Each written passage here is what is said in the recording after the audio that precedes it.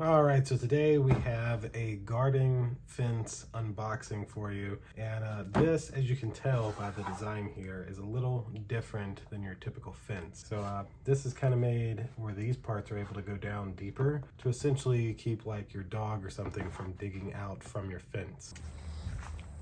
All right, so we're gonna take these over here to our fence, and then you can see like a spot like right there. We can take it and shove it on down in here, and then you can also take a hammer to it to really get them down in the ground, which is what we'll do momentarily.